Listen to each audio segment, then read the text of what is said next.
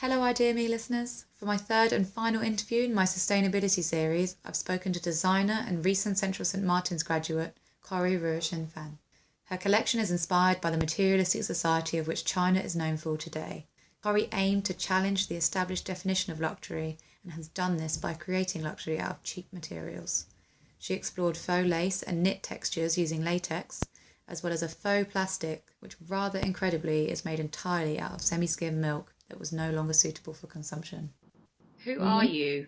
I'm a student studying abroad. I just finished my course in Central St. Martin's and I was on the BA Fashion Design with Marketing course.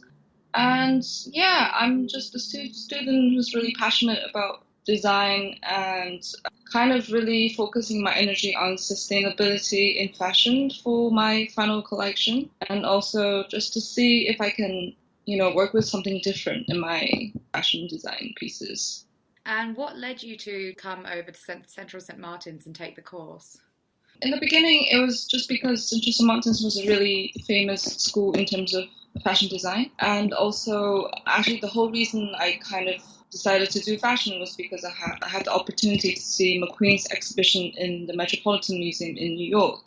And and that just shine a light upon the whole industry to me. And then we just happened to come across this opportunity where UAL came to our school in Canada to recruit people. So that was how I just decided maybe it's the right thing to do, and I just gave it a shot and I got in, so Congratulations. Brilliant. So going on to your work, you mentioned that your work aims to bring to light an identity that is unique to Chinese society. What is this identity and how did that inspire your work? Basically, a lot of it is to do with kind of a nostalgic feeling I have towards China, because I moved out of China when I was 12 and I went to Canada instead.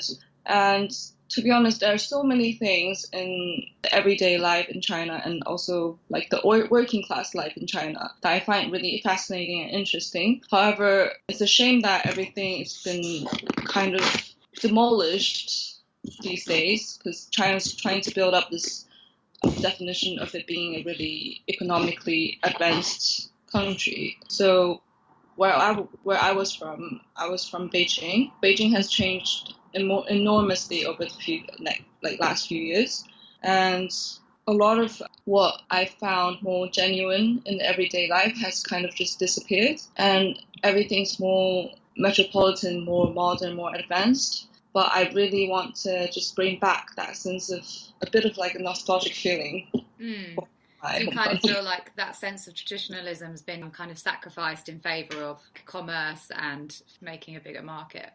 Yeah, I just felt like back in the days, people were generally more happy, just not because they owned more, people are more wealthy these days, but I just think back in the days, there's more things that are enjoyable besides consumerism. I don't know, like Chinese people really like shopping and things. Do you think that Chinese society at the moment is in contradiction to sustainability? Yeah, from what I can see, because I did some research on the whole plastic consumption situation, and China is is the largest country in terms of plastic consumption.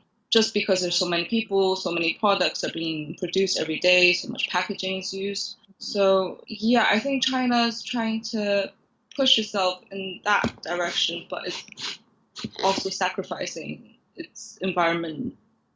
Well, yeah, it's sacrificing its environment at the same time. Absolutely. So this is to quote you, your collection goal to challenge the established definition of luxury and creating luxury out of cheap materials. Was this meant as a kind of commentary on the current state of the fashion industry, or is this where you see like the industry moving towards in terms of re-examining what luxury is? I think definitely there's so many brands these days are redefining luxury. For example, I really hate to say it, but Vetements and Balenciaga, they're doing that in a sense. One of the reasons why I wanted to challenge this is because, again, going back to the whole counteracting the idea of consumerism in China is to kind of do the opposite and make people realize, oh, maybe you could make something beautiful out of just like milk and things like that. And also this other material that I use in my collection, this latex material. is actually what I used to play with when I was a child. Like you make little drawings and then you put it in the microwave and you just stick it on the wall. Oh, wow. Yeah, so that's the thing I came across, and that's how I made quite a few pieces in my collection out of. So yeah, I just wanted to kind of surprise people and kind of challenge their thinking and just realize, oh, hey, this might be an option. So some of the pieces in the materials that you chose in your collection were kind of directly inspired from growing up and your childhood.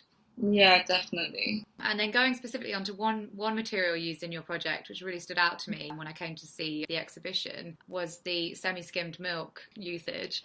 So can you talk us through the process of taking that material and creating what you did out of it? Oh, so that material, I came across the whole process just by researching for a sustainability project we did in second year of BA. It was a project in collaboration with LVMH, and everyone was approaching the project from like a recycling or upcycling perspective. Mm-hmm. People were collecting donated fabric, but what I really wanted to challenge was like a material innovation. So I was just researching online, and I found this website that had a lot of science experiments that primary students do in school, and one of it was titled "Make Your Own Plastic Out of Milk." Oh, really? And, let me read into that. And basically, it's just a kind of, you know, when the milk goes sour, mm-hmm. Yeah. Liquid and the protein separates itself, and that protein, when it hardens, it actually becomes very hard and very rigid. Oh. So I just built upon that, kind of just kept on experimenting with that technique. And I had to add a bit of almost like a tree gum kind of thing to make it more, I don't know, malleable. Mm-hmm. And in the end, I made beads out of that material. Yeah. I thought the end result was amazing. It was so far removed from the original product. So yeah, going on from that, still talking about your material choices, did you come across any challenges working with the materials you chose? First of all, the smell was very, very distinct.